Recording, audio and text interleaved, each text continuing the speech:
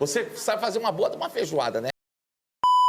Cara, talvez esse vídeo seja um choque pra você que está pensando em entrar na área do TI e se aposentar antes dos 30 anos, pensando que essa área tem salários astronômicos e tudo mais. Bom, talvez como a maioria dos brasileiros, você teve um pai que provavelmente trabalhou na construção civil e que vivia falando pra você estudar, fazer faculdade, se tornar um engenheiro, um arquiteto. Talvez até porque ele visse lá no ambiente de trabalho dele engenheiros e arquitetos dirigindo carros legais e também morando em lugares e casas bacanas. E talvez você tenha seguido o conselho do seu pai, estudado e conseguido alguma profissão que encha o seu pai de orgulho.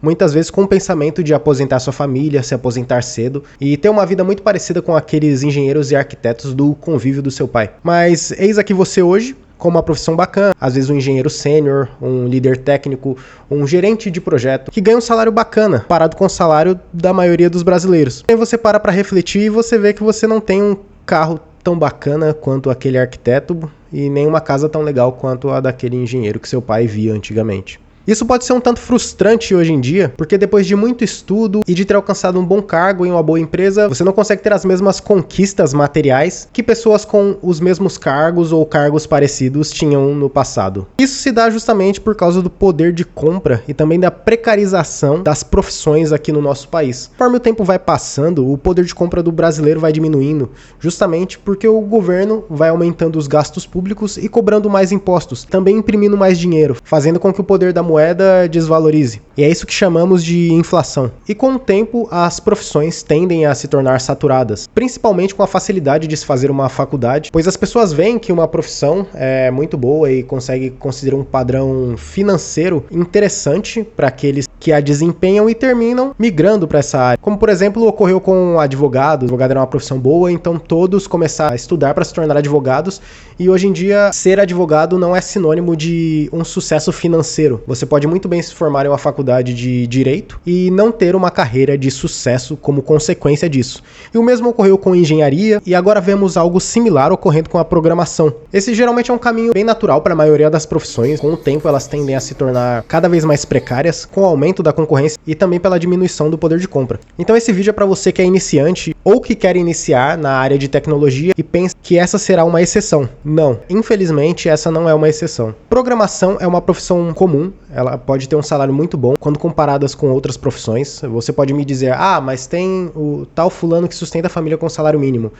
Eu não tô querendo aqui fazer uma competição para ver qual a pior profissão, porque eu acho que isso não vai nos levar a lugar algum, mas seria mais uma reflexão para aqueles que estão iniciando ou têm o desejo de iniciar na programação, para que vejam que o que os gurus e os vendedores de curso falam por aí não é bem verdade. Programação não é uma profissão com salários astronômicos e absurdos. Os descontos da CLT e a inflação fazem com que você não consiga adquirir esses bens que pessoas com profissões similares adquiriam no passado. Então, mesmo você tendo um cargo alto no mercado de TI, ainda é muito difícil que você consiga um carro e uma casa. E mais difícil ainda se aposentar com menos de 30 anos ou se aposentar cedo com um salário realmente significativo. Porque você ganhando seu salário de programador e o governo imprimindo dinheiro, os dois a 100 km por hora, quem é que ganha essa corrida, não é mesmo? Há algumas formas de você tentar preservar o seu patrimônio, né, como com investimentos e tudo mais, mas esse não é o foco aqui do vídeo. Eu vou trazer um vídeo sobre isso, falando um pouco melhor sobre investimentos, sobre você preparar uma aposentadoria e coisas relacionadas no futuro, se vocês tiverem interesse. Bom, mas alguns programadores terminam percebendo isso, e você que trabalha no mercado de TI há algum tempo já deve ter encontrado um colega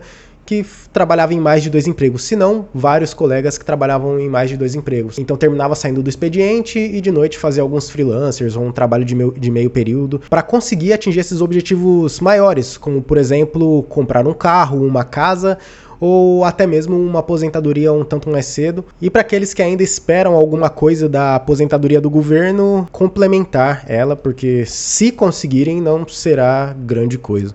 Mas e o programador que ganha em dólar, da gringa e tudo mais? São a minoria, eu conheço alguns. Não são todos os programadores que ganham em dólar, mas esse é um ótimo caminho você morar no Brasil e receber em dólar trabalhando daqui remotamente para o exterior.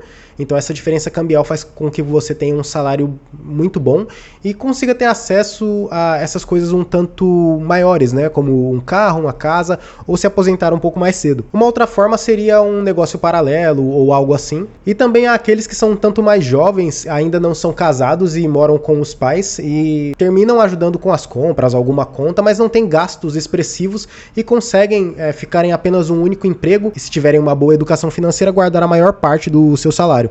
Há casos e casos, mas para você que precisa sustentar uma família e tudo mais, não pense que a programação vai te dar aquele poder de compra que você via antigamente naqueles cargos maiores, onde a pessoa conseguia comprar um carro, uma casa e se aposentar mais cedo com certa facilidade. É uma profissão muito boa, mas é uma profissão normal. Talvez o maior diferencial seja justamente você conseguir prestar serviço para o exterior e receber em dólar, ou se você tem planos empreendedores mais voltados para o digital, seja você conseguir criar o seu negócio sem precisar contratar programadores, porque você mesmo já consegue fazer o trabalho. Todavia, não pense que é a melhor profissão do mundo. Um artista 3D, por exemplo, também consegue trabalhar home office, também consegue prestar serviço para os Estados Unidos ganhando em dólar e também consegue criar projetos próprios, como por exemplo animações ou talvez games. O que eu quero dizer é que programação é uma profissão normal, como muitas outras. Existem várias profissões boas e com salários parecidos. E infelizmente, por causa de fatores como o governo imprimindo mais dinheiro e cobrando mais impostos, e também a precarização das profissões, muitas profissões vistas como profissões de luxo no passado, hoje em dia não têm o mesmo poder de compra que costumavam ter. Mas ainda assim são profissões muito boas e eu recomendo que você tenha profissões como essas que te dão a possibilidade